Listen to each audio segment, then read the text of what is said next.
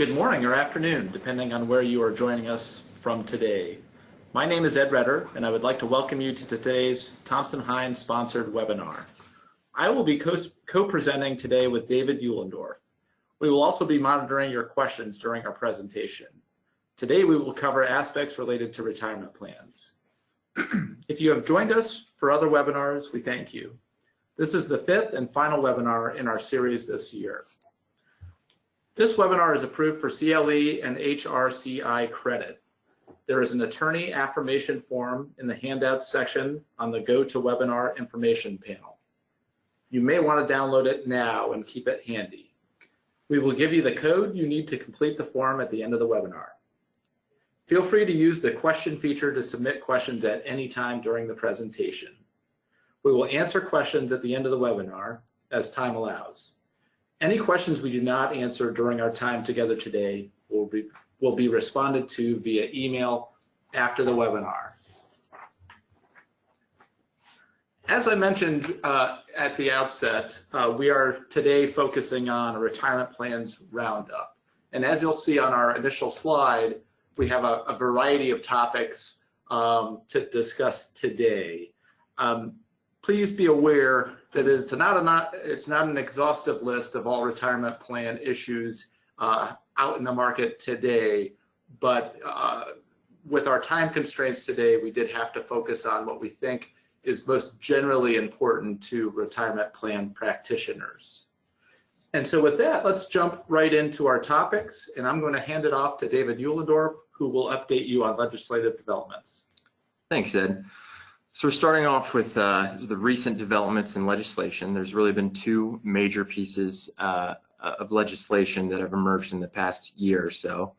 The first of which is the Setting Every Community Up for Retirement Enhancement Act, better known as the Secure Act. The Secure Act was passed in the House on May 23rd, 2019, with overwhelming support. It was supposed to be effective December 31st, 2020. It is currently stalled in the Senate. It has been there for several months now. The other major piece of legislation that you should be aware of is called the Retirement Enhancement and Savings Act, otherwise known as RESA. It's similar to the Secure Act in a lot of ways. I would say generally the Secure Act is a little more expansive than the RESA Act. The RESA Act would be effective after December 31st, 2022, rather than the December 31st, 2020 date for Secure Act. Again, this remains in committee. It has not even come out of the Senate. There was some talk of attaching some of these items, or the Secure Act specifically, to any budget actions taken by Congress to provide for funding for next year. As that deadline has approached, it's the end of December. It appears that that will not happen this month. They will be delaying that till November, but it's kind of a stay tuned. But it's important to be familiar with some of these concepts. Regardless of when or if they become law, especially keeping in mind that as Congress addresses the budget concerns for next year, that some of these items may appear sooner than later. So with that, we'll go provide a highlight or a summary of the highlights in relation to 401k plans. Be aware there are provisions in both of these acts that apply to DB plans. There are some small plan terms, but today we're going to focus on 401k plans just due to the time constraints and our audience. So the first highlight there is long-term part-time worker eligibility. The Secure Act would require plans to cover employees who complete at least 500 hours of service during 3 consecutive years, in addition to the 1,000 hours requirement that plans already have to abide by. So we all know that if you have non-full-time employees, for example, that are not immediately eligible for retirement plans, but who work 1,000 hours in a single year, generally employers are required to permit them to be covered by a retirement plan. Well, this item would also provide for additional eligibility for those part-time employees who work at least 500 hours during the previous 3 consecutive years. What this would create essentially is dual eligibility, while these certain part-time employees who would be newly eligible would be required to be covered by the retirement plan. they would not have to be covered or included in certain testing. Employers would not be required to provide certain matching contributions or non-elective contributions for top-heavy testing, for example. And it's important to remember that employers could still impose an age 21 requirement for these individuals. Another change that would come about in the Secure Act has to do with the required minimum distribution age. It would increase the required beginning date from the April 1st following the year in which the participant turns age 70 and a half to age 72. This is welcome to any practitioner who's had to explain why 70 and a half is the age that the IRS went with, and it's much easier to kind of quantify. Related is the acceleration of these required minimum distributions to beneficiaries. So the Secure Act has a provision that would require distribution to beneficiaries within 10 years from death of the participant. Some exceptions apply, mostly based on age and capacity, and others that would apply to the surviving spouse, but mostly if you're a minor, if you're disabled, this would not apply. So there are some exceptions, but something to keep in mind. Continuing on, the next item is portability of lifetime income options. So this is an interesting item. It would permit participants to take a distribution of a lifetime income investment without regard to any withdrawal restrictions if the lifetime income investment is no longer authorized to be held under the plan. So generally speaking, this change would permit participants to preserve their lifetime income investment, but if the plan that they were under originally discontinued permitting that lifetime income investment, the participant could preserve it and avoid any surrender charges and fees that would traditionally apply to these lifetime income options, withdrawing them. The next item is a lifetime income disclosure.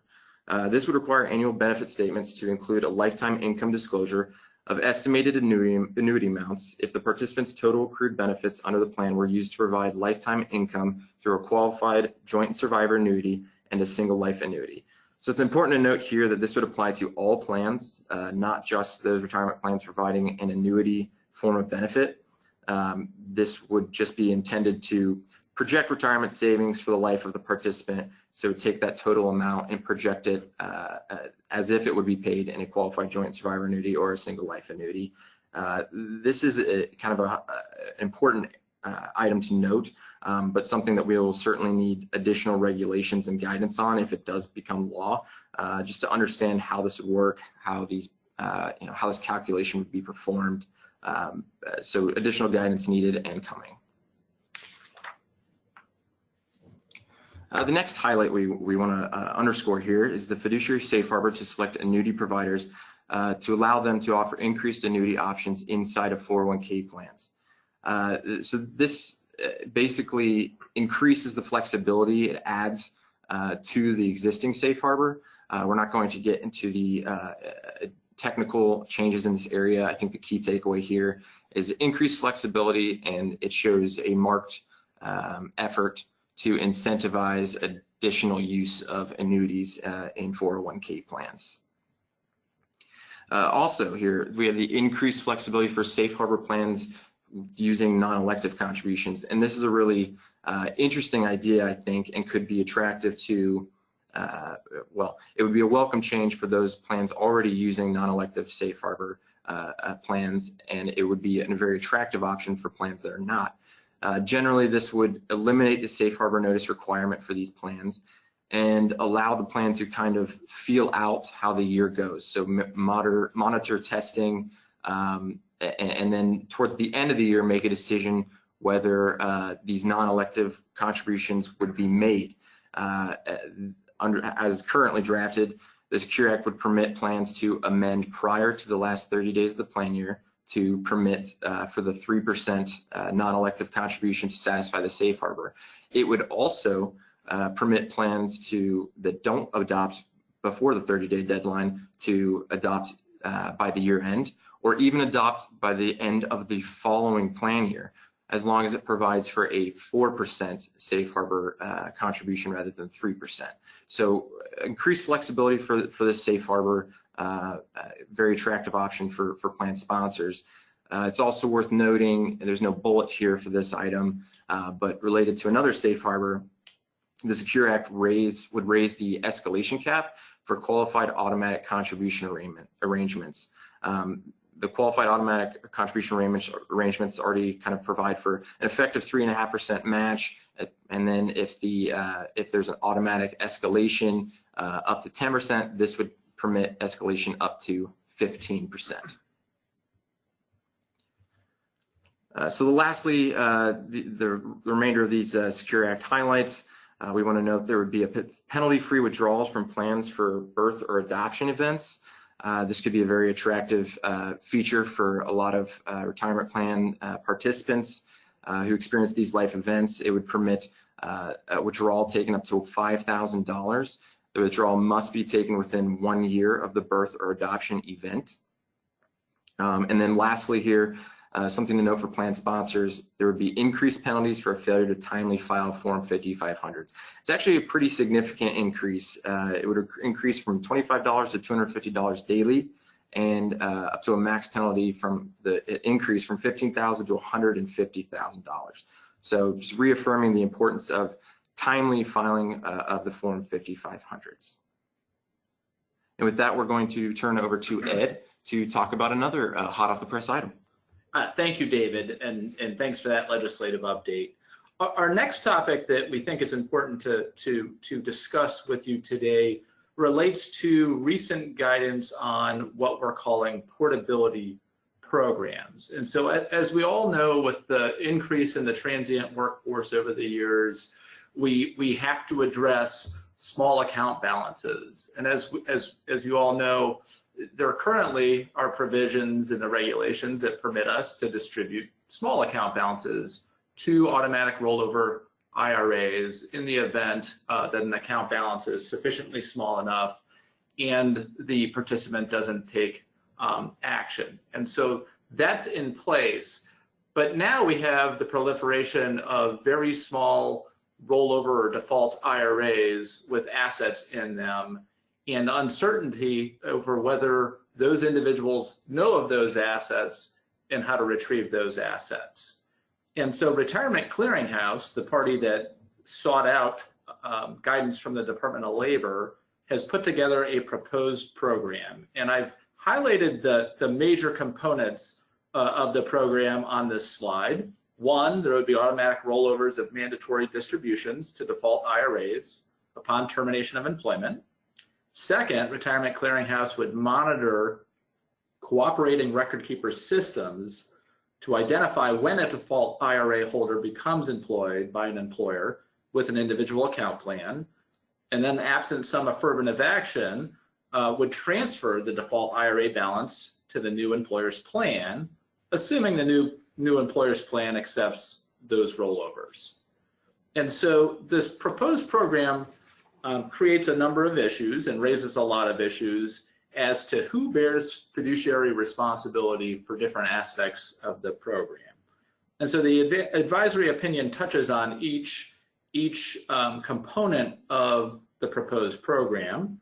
First of all, the decision on the part of the plan to participate in the program is fiduciary in nature. So much like the engagement of any service provider for a plan, the plan fiduciary needs to evaluate the terms of the proposed program, ensure that the services are necessary or appropriate for the plan, understand the fees, and ensure that the fees amount to no more than reasonable compensation. So that certainly is a fiduciary act on the part of the plan fiduciary that elects to take part in this program. Second, the decision by the new employer plan to accept the rollover is also fiduciary in nature. Third, and importantly, the decision by Retirement Clearinghouse to transfer the default IRA balance to the new employer plan is not a fiduciary act by the former or current employer, but rather is a fiduciary decision of RCH. And so Retirement Clearinghouse will will exercise discretion as to whether to roll those amounts over to the new employer plan. And because Retirement Clearinghouse will receive certain payments only if the amounts are rolled to the new plan, it could result in a prohibited transaction, absent some exemption or other relief. And so that leads to the most recent piece of guidance on this type of program, which is a prohibited transaction exemption issued in July of this year. And the Department of Labor did issue the exemption, which is conditioned on satisfaction of a variety of protective requirements, including that an independent fiduciary has to review and approve of the arrangement. There have to be various participant disclosures regarding the program. There have to be monthly matching searches run by Retirement Clearinghouse to try to connect those individuals or those IRAs with new plans. And there has to be an annual independent audit. I think notably, the exemption is in effect for a period of 5 years. I think the department recognizes that this is kind of a different type of program that they really haven't seen or experienced in the past. And they want to make sure that they have an opportunity to review the results after a set period of time to determine whether additional protective measures are necessary for exemptive relief. And I think this is important to recognize for plan sponsors and fiduciaries, because you may be approached in the near term by one of your existing service providers or a new service provider promoting this type of program. So it's important to understand what the program entails and how to evaluate that from a fiduciary perspective. So now we're going to turn to something I'm sure that is near and dear to everybody's heart, including mine, and that is an update on EPCRS, the Employee Plans Compliance Resolution System. This is the IRS's correction program for qualified plans, and as you may know, it consists of 3 separate components: the self-correction program, the voluntary correction program, and audit cap program. Today, we're focusing on the self-correction program because the most recent guidance, Revenue Procedure 2019-19, updated EPCRS and made some important enhancements to the ability of plans to use the self-correction program for certain errors. Among the errors where there has been an expansion includes failures to timely adopt legally required amendments or restatements, operational errors that benefit all eligible employees, and then certain loan errors. Notably, prior to the change, most of these errors could generally be fixed through VCP only, or by placing the affected participants in the position they would have been in but for the error. And so these are important changes. So why is this significant to everyone on the phone? Well, it's important because employers typically favor the self-correction program. One, there's less stigma. There's no formal filing or acknowledgement of fault to the IRS or error to the IRS. And so there's no interaction necessary with the IRS. There's certainly less cost. There's no formal filing to prepare or a user fee to be paid. And I think that's an important issue now, given the increase in fees for certain employer sponsors that occurred in early 2018. And then finally, it can be more efficient. If we have broad operational errors that favor participants, correcting those errors otherwise may be administratively burdensome and very unpopular among participants. So for instance, if we have made an excessive contribution to the plan, it's going to be painful to pull that money out of a participant's account. And so let's dive into more specifics on these 3 areas of expansion. And so first, we have self-correction of plan document failures. So this is the presence or absence of a provision that on its face violates the requirements of Code Section 401A or 403A. Notably, it excludes initial adoption of the plan or the failure to amend for a discretionary change. So for instance, if you decide to put in place a matching contribution in 2019, but fail to timely adopt an amendment to reflect that discretionary change, the self-correction program is not going to be available to correct that type of error. It's also important to note that these types of errors or failures are always treated as significant. What that means, it has implications within the self-correction program. The plan must be subject to a favorable letter, a determination letter or an advisory opinion that the employer can rely upon. And it also must be corrected no later than the end of the second plan year following the plan year in which the error occurred. So there are some temporal constraints on your ability to rely on this type of self-correction fix. Second, we have self-correction of operational errors by plan amendment. And this, prior to the changes, had very limited application. And I've listed a couple of those situations. The update significantly expands the ability to self-correct with certain requirements. So the correction has to provide for an amendment that would result in an increase of a benefit, right, or feature. The increase has to apply to all employees eligible to participate in the plan, and we'll get to an example about that here in a minute. And it also has to, the increase has to be permitted under the code, and it must satisfy the correction principles of EPCRS. And so just a quick example to highlight some of the uncertainty on this particular correction methodology. So we have ABC Company acquires a company in 2016 and decides to permit the employees of the acquired company to immediately participate in ABC's 401k plan. The company, however, fails to amend its plan to add the acquired company as a participating employer. So certainly we meet the first and third prongs. It's an increase of a benefit, right, or feature, and should be permitted under the code and otherwise satisfy the correction principles. But the real question is, does the increase apply to all employees eligible to participate under the plan? I think if we step back, and we can pretty readily recognize that no, it doesn't seem to. We're adding a group of new employees, and it applies to that group of new employees, but it certainly doesn't make any changes or enhance a benefit, right, or feature for the existing participants in the plan. Now, did the IRS intend for this limitation to be read this way? I don't know, and there's some uncertainty there. But I only point that out to recognize that there still is some gray in kind of the interpretation of this provision. And then finally, and I think very importantly, is expansion of the self-correction for certain plan loan errors. Previously, the vast majority of plan loan errors could only be corrected through the voluntary correction program. And of course, we all know the voluntary correction program requires a formal submission to the IRS and payment of what can be a significant user fee for the correction.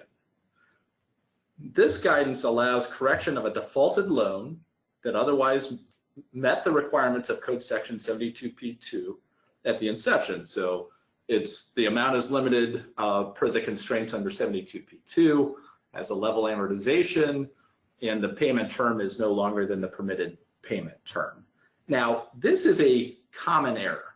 I see this pretty frequently, where for whatever reason, a plan loan is established properly, meets the requirements of 72P2, but for whatever administrative reason, the loan repayments aren't started promptly enough, or there's a change in payroll and there's a failure to transmit loan repayments that are withheld from the employee's pay, and so it results in some deemed distribution. Well, this would allow us to correct those types of errors in the same manner that we can now correct those errors through the voluntary correction program. So this is a significant expansion and a welcome change in EPCRS. We can also correct the plan document for consistency with some past practice, so allowing loans when the plan document didn't permit loans to begin with, or allowing more loans than permitted under the plan. And finally, absent correction of a loan error, the loan may be reported on a Form 1099-R for the year of correction rather than the year of failure. So that's also welcome relief from a reporting perspective. This does not, though, allow self-correction of loans that failed to meet the requirements of Code Section 72P2 at inception. So if you allowed a planned loan of an amount that exceeded what 72P2 would have permitted. We can't rely on self-correction to correct that.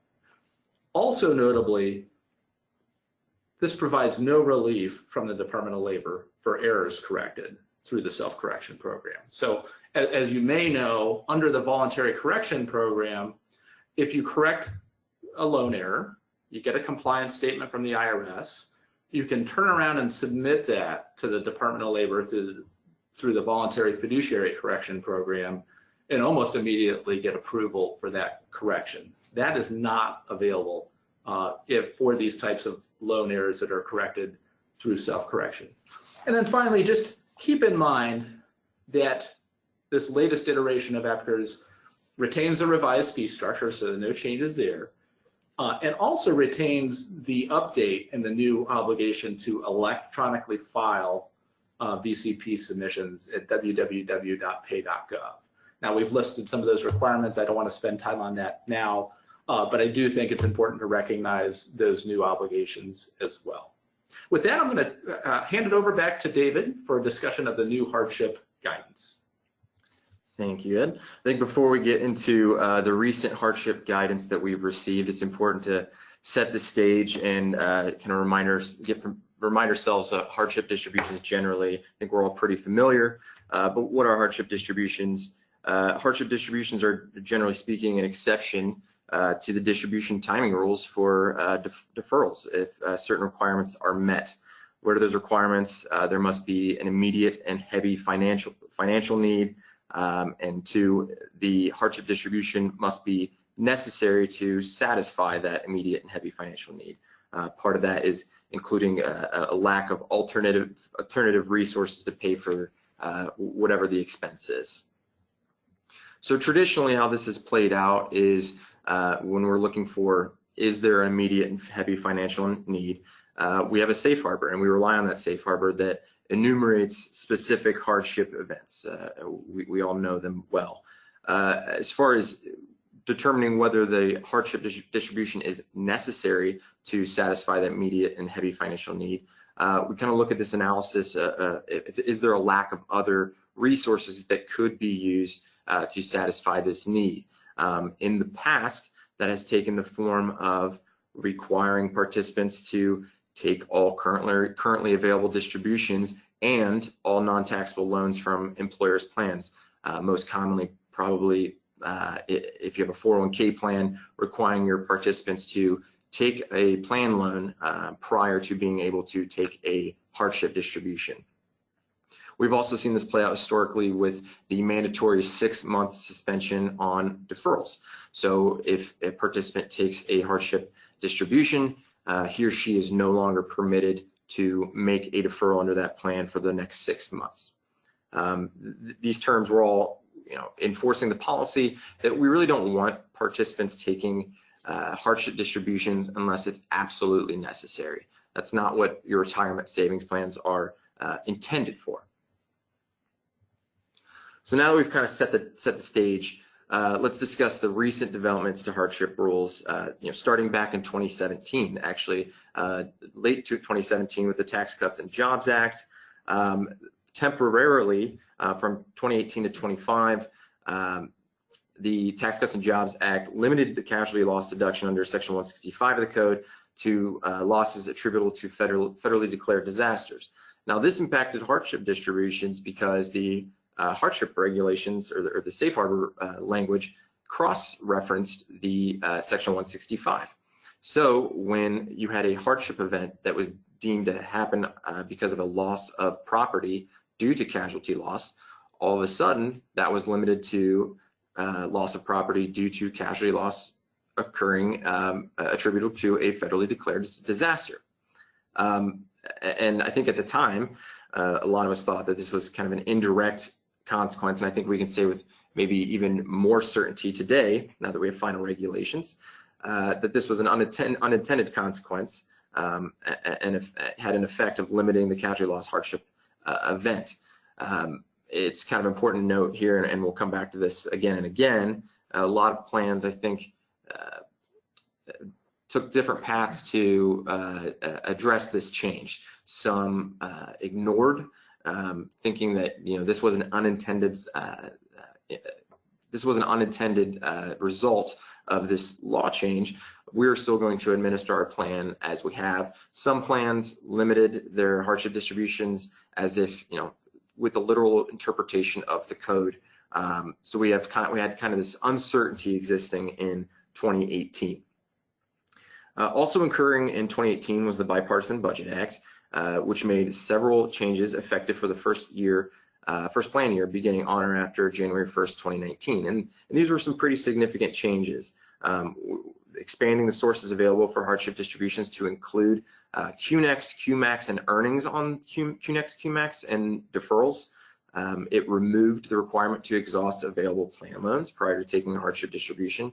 And it directed Treasury to, within 1 year of the act, modify the regulations to remove the requirement of the 6-month suspension following a hardship distribution. So again, pretty significant changes, and it required significant guidance. Ask and you shall receive. We received these final regulations actually earlier this week on September. They were published on September 23rd, 2019. That was Monday. So we're going to spend some time now providing an overview of what those final regulations indicate. Some of it may sound familiar to the proposed regs if people were up to date on those, but it's worth reminding everyone nonetheless. And there are some important distinctions and directions for plan sponsors. So first, the final regulations clarified, as we were just discussing, they clarified that the casualty loss hardship event does not require that the loss be as a result of a federally declared disaster. It also allows retroactive application to January 1st, 2018. So again, we'll go back to this theme of how was your plan administered during 2018. Either way, whether you decided to stay status quo and wait for guidance, or whether the administration of hardships was limited to apply to the limited casualty loss definition, there's probably going to be the need for a plan amendment to reflect what was done in 2018. The final regulations also added a new safe harbor for expenses incurred as a result of disasters declared by FEMA. So historically, we're probably all familiar. Unfortunately, it seems like we've had a lot of these natural disasters that have occurred over the past several years. What happens is the natural disaster happens, the IRS comes out with guidance limited to that specific storm, and provides certain specific deadlines for when plan sponsors can amend their plan to provide for hardship distributions with respect to that individual natural disaster. This would add a new safe harbor that would provide more of a permanent solution going forward for those disasters declared by FEMA. So in the future, federally declared disasters, if a plan provides for this safe harbor, would automatically have that built in, and it would kind of make administration a little easier.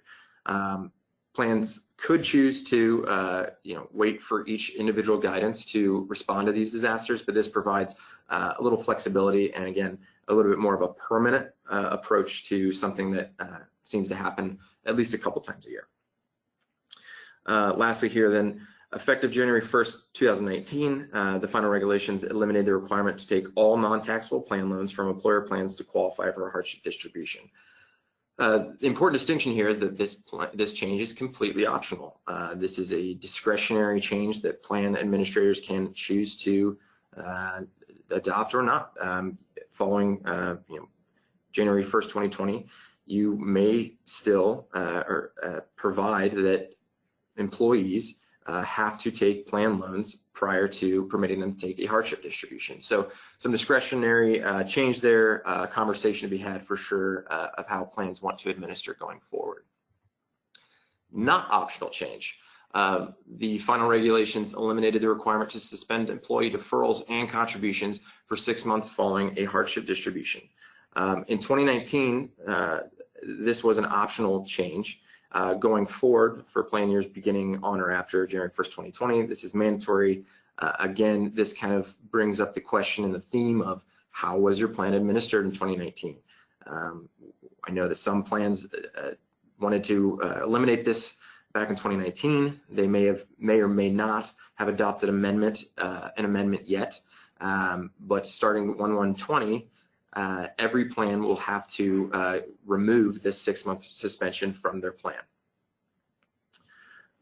Additionally, the final regulations modified the requirements to show necessity for a hardship distribution to require only these following items.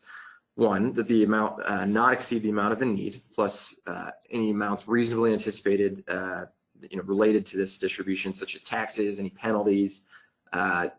2, the employee must have received all their available distributions from the employer's plans. And 3, the employee must represent that he or she has insufficient cash or other liquid assets to satisfy the need. It's important here, the final regulations make clear that if the employer has actual knowledge to the contrary of the participant's representation, then they should not be permitted a hardship distribution. However, in the comments and in the Q&A section of the final regs, they make clear that there's no duty for the employer to investigate. It's only if they have actual prior knowledge. Another question that came through in the final regulations was, well, we have knowledge of some money or certain money. Is it any money? Well, the example would be if they have a certain cash reserve earmarked for rent. Do we require that rent money to be used to satisfy whatever immediate heavy financial need exists? Well, no, we don't want to make participants homeless, certainly. The final regulations use language like reasonable, finance or cash or liquid assets reasonably available to the participant. So I think there's a little bit of common sense here, and when we're looking at what an employee must represent and must have available to them when taking out a hardship distribution. Then these last 2 items just restated here. So as we were just discussing, the distributions made on or after January 1st, 2020, your employers need to require these representations from employees. And lastly, the final regulations include and confirm the permitted expansion of the sources available for hardships to include deferrals, to include QMAX, QNEX, safe harbor contributions, and earnings on those sources. Now, I know that there are some folks on the line today that probably are plan sponsors of 403B plans, and the question is, which was contemplated in the final regulations, is do these changes apply to 403B plans? Well, the answer is yes, mostly. For the most part, the rules apply equally to 403B plans. The distinctions are really in this last bullet point in the sources of hardship distribution. So when the rules were changed, they were specifically only changed in these areas to change the rules under 401k. So what that means is that under 403B plans, deferral earnings continue to be ineligible for hardship distributions. Also, amounts attributable to QNEX and QMAX that are in custodial accounts in 403B plans may not be are not eligible for hardship distributions, meaning that QNEX and QMAX that are not held in custodial accounts would be eligible for hardship distribution.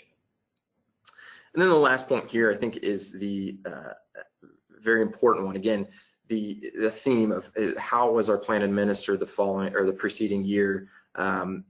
What changes do we want to make?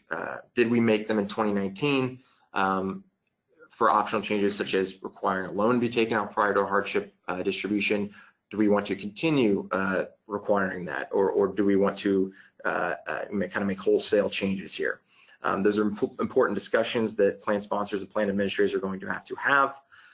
As far as plan amendment deadlines, these can vary based on your fiscal year and your plan year.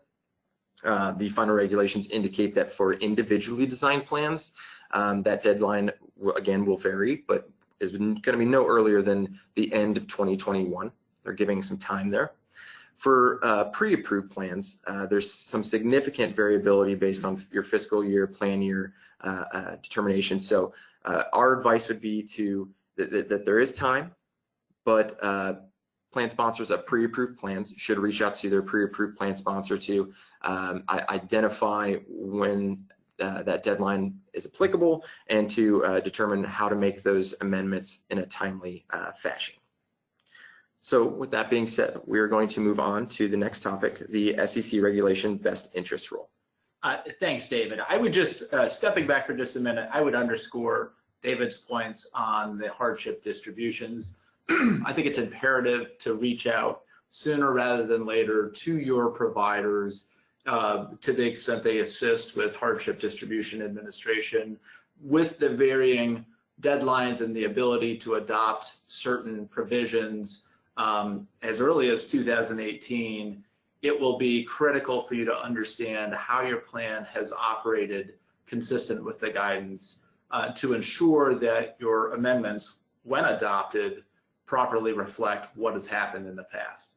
But with that, we will jump into the SEC regulation best interest. And as you'll see, I raised the question, is this the final fiduciary rule redux? And let's step back for a minute and just revisit the final fiduciary rule in less than a slide.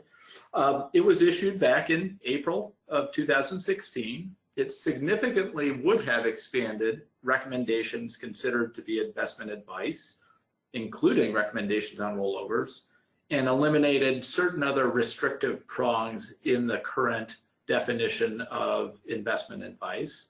It also would have implemented new and revised prohibited transactions, including the best interest contract exemption, which provided broad relief.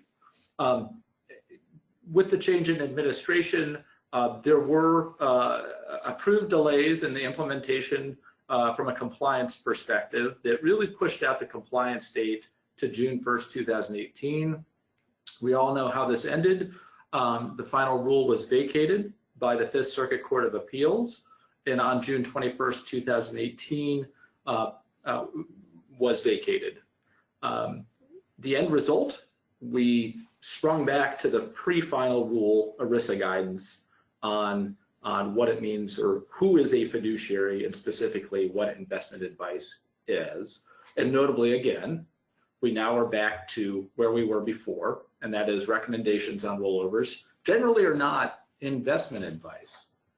Well, just as all of this was happening, as the final rule was being vacated, the SEC stepped in to fill the void for broker-dealers, issuing proposed guidance on April 18th of 2018, and then final guidance just this past June, which consists of regulation best interest, a new relationship summary in the form of Form CRS, guidance on investment advisory interpretations, and a solely incidental interpretation. The compliance deadline date as of now is June 30th, 2020. Be mindful again that we saw many delays in the final fiduciary rule and also court challenges. So it's important to recognize that may happen again. So let's jump into regulation best interest. What are we talking about here? Currently, broker-dealers and their associated persons are subject to the suitability standard. Regulation best interest really does or will impose a higher standard for those folks. So just to read, a broker-dealer or natural person who is an associated person of a broker-dealer, so registered reps, when making a recommendation of any securities transaction or investment strategy involving securities, including account recommendations, to a retail customer shall act in the best interest of the retail customer at the time of the recommendation is made, without placing financial or other interest of the broker, dealer, or natural person associated with them ahead of the interest of the retail customer. And so what does that mean from a retirement plan standpoint? Well, notably, the SEC made clear that the regulation reaches workplace retirement plans. So a retail customer would include an IRA holder or a 401k participant. They also clarified that account recommendations would include recommendations regarding rollovers. I think it's important to note, though, that the regulation does not reach plan level customers. So, for instance, a plan fiduciary or a fiduciary committee in that role would not be subject, interactions would not be subject to regulation best interest. And so what has to happen? What steps must a covered entity, a broker-dealer or associated person take? Well, to meet the standard, they are subject to a disclosure obligation.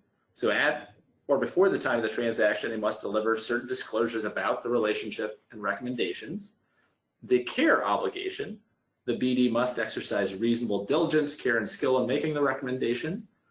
Conflict of interest obligation, they must establish, maintain, and enforce policies and procedures reasonably designed to address conflicts of interest. And notably, the SEC recognized that there could be certain conflicts that rise to a high enough level that they can't just be disclosed away. You may have to avoid certain types of interactions. And then finally, the compliance obligation. The BD must establish, maintain, and enforce policies and procedures reasonably designed to achieve compliance with regulation best interest. And I know we haven't talked about the DOL for a few minutes, but not to be outdone, the DOL announced its intent to revisit the fiduciary rule and the definition of investment advice. And we'll just quickly breeze through this, but this is the actual announcement where the DOL announced that they would be revisiting the guidance in light of the Fifth Circuit opinion. And so more to come from the Department of Labor, I'm certain on this. Whether it will exactly mirror the SEC's guidance is uncertain at this point. So now what do we do? Well, first of all, we need to monitor implementation of the regulation. Delays and modifications may occur. We saw them occur frequently with the final fiduciary rule. We also know that legal challenges have already been filed to regulation best interest, and likely more to come. And we also know that the final fiduciary rule was vacated based on one of those challenges to that regulation. So remember, as a fiduciary to the plan, you have obligations to prudently select and monitor service providers. And so the same is true for investment professionals that interact with your plan or with the participants. And again, where this is likely to come up is in structures or procedures whereby your current service providers are interacting with your plan participants. They may be giving rollover advice. They may be giving other advice. Those folks will, come June 30th of next year, be subject to regulation best interest. So again, consider whether your plan service providers make investment recommendations. Next, consider the sources of the recommendations. So who is interacting with your participants? Are they registered reps? Are they investment advisor reps? Are they someone else that they haven't disclosed? It's good to understand how those communications are occurring and who is engaging in those communications, and then determine what regulatory scheme applies and confirm compliance. If there are folks providing this covered advice to your participants, you will want to take steps to ensure that the entity is complying with the requirements of whatever a regulatory scheme applies to them. And in this case, if they are registered reps, that they comply with regulation best interest. So now we're going to take a very abrupt turn to another hot topic in retirement plans that has been kind of percolating over the last year, and that is the topic of student loan repayments. And so we don't even have a slide on this, but I'm sure you've been bombarded over the past few years. We know student loan debt has reached kind of crisis levels. And so that causes a lot of pressure on our workers, right? If we have workers that are coming to the workforce, they have significant student loan burdens on their backs. They're going to have to make a choice often. Do I timely repay my student loans, or do I start saving for retirement? And so many creative employers have tried to come up with designs to address this issue. And one of those designs was reviewed in a PLR issued last August. And so I've described the program just to quickly to quickly review the general terms of the program, this particular plan permitted eligible employees to make pre-tax and Roth deferrals and after-tax contributions. A participant that contributed at least 2% of eligible comp to the plan during a payroll period would receive a 5% match for the payroll period. If they decided to enroll in the program, the student loan repayment program, they would receive a 5% non-elective contribution for each payroll period in which they make student loan repayments equal to at least 2% of their eligible comp. The contribution would be made at the end of the plan year and would not be contingent on the employee making any contributions to the plan. Now, an employee certainly could still make contributions to the plan, could defer to the plan, but those deferrals would not be match eligible to the extent the person was eligible to receive the non-elective contribution. And then finally, if an eligible employee in the program kind of goes in and out of eligibility for the non-elective, but makes at least a 2% deferral to the plan, they would be entitled to a true-up matching contribution at the end of the year for those payroll periods in which they were not eligible for the non-elective contribution. And so the IRS reviewed this and quite quickly dispatched of any concern with the contingent benefit rule. They found that the program didn't violate the contingent benefit rule because the non-elective contributions being made were not contingent on an employee deferring or not deferring to the plan. They simply had no tie to whether a participant deferred or did not defer to the plan, and as a result did not violate the contingent benefit rule. Now, I think it's important, very important to keep in mind that the PLR only applies to the party to whom it was addressed. So this is not guidance of general applicability to be digested and utilized by all private employers out there. I think it's also to keep in mind that the PLR is very focused on one particular issue, and that issue is, did the proposed structure violate the contingent benefit rule? It doesn't address any other qualification requirements, including coverage, non-discrimination, limitations on contributions. It certainly doesn't get to or reach administrative complexities with implementing this type of program. So how are we going to track those student loan repayments? What will be sufficient evidence? Whether we expand this to other types of loan repayments beyond student loan repayments, it's kind of an open question. And then finally, compatibility with the ADP and ACP safe harbor designs. If somebody qualifies for the non-elective contribution, they would then not receive a matching contribution. And so we would set up a structure within the plan where some people would get the match and others would not, which would be problematic for a safe harbor design. So other things to keep in mind, these programs are gaining traction with some large employers. Many of you probably have seen news published in the last year where additional employers have adopted this type of program. Our understanding is the IRS has taken the position that it will not issue additional PLRs, at least pending issuance of guidance of more general applicability, and that they are currently working on that guidance. However, David started this presentation with a discussion of legislative developments. And so assuming that one of these major pieces of legislation addressing retirement plans is passed, that certainly would take priority over this guidance as we understand. And so there could be delays. So it's uncertain at this time when that guidance will be issued.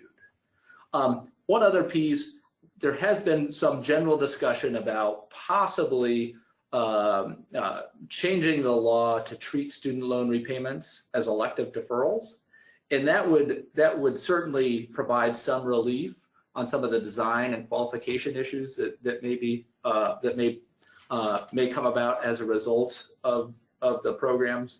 But certainly more to come. But just wanted to highlight that these are and continue to be important topics and programs that employers continue to implement. With that, we're going to do a quick hodgepodge. I know we have very limited time at this point, so we will likely just hit on these very, very quickly. And with that, I'm going to hand it over to David for retirement plan quick takes. Thanks, Ed. Like Ed said, we're not going to spend a lot of time on these or to go in depth. But these topics kind of are, as I said, a hodgepodge of things that we thought were important reminders and that were timely. So with that, we'll proceed. Our first quick take topic is the state retirement mandates. I'm sure people are all familiar with these topics or with these mandates. It's not anything new. It's another response to the mounting concerns that the employee workforce is completely and woefully unprepared for retirement. Little history, a little background. In August 2016, we got a safe harbor to protect these type of programs. In 2017, we lost that safe harbor, but states and even some municipalities continue to move forward. This slide is just to show everyone these are states with legislation enacted and states with legislation introduced. So a lot of states, employers should be aware. Here's some questions that employers should be asking. I hope they have already, to assess whether these programs apply to them, to assess how they apply to them. Do they apply to just the employees in that state, their employees everywhere? Do you have to have significant operations in the state for it to apply to you? And then does the program have exceptions? If you offer a qualified retirement plan to your employees, are you required to comply with the states? Is there minimum standards? If you have certain employees that are not eligible for retirement, are those employees, are you obligated to satisfy the state's requirement with respect to those employees? A lot of questions, a lot of different answers because these programs vary state by state. Some more here. Whether state law requires participation with respect to excluded employees, like I said, this last bullet here I think is an important one. Would voluntarily participate in convert an arrangement to another employer-sponsored plan. These are a lot of important considerations. These considerations were reflected in a recent development in this area. The DOL filed a statement of interest on September 13th, so earlier this month, with respect to California's program called the Cal Savers Act. Just a quick summary of what the DOL argued. Basically, the DOL argues that these type of programs present employers with a false choice of establishing an ERISA plan or maintaining California's equivalent. Traditionally, we want ERISA plans to be voluntary for employees. We want them to not be mandated to employers. These kind of arrangements kind of do that. If you don't offer an ERISA plan to your employees, you have to offer this state plan, which maybe is also an ERISA plan. And just as an overview, the DOL argued that this type of arena is traditionally governed by ERISA, and part of that policy is because we want these rules, regulations to be consistently applied in a national way. It becomes incredibly difficult for employers with multi-state employee bases to comply with each and every one of these programs. So it's something to tune into. This was an interesting development that we saw this month. On the next topic, and we'll go through this one very quickly, unauthorized workers as plan participants. There's been no recent developments here, but this is a question that Ed and I specifically have received more and more. I'm not going to go into details. I would recommend, if you allow me to plug, we authored a blog entry on this topic on Thompson Hine's ERISA litigation blog. You can find that at ERISAlitigation.com.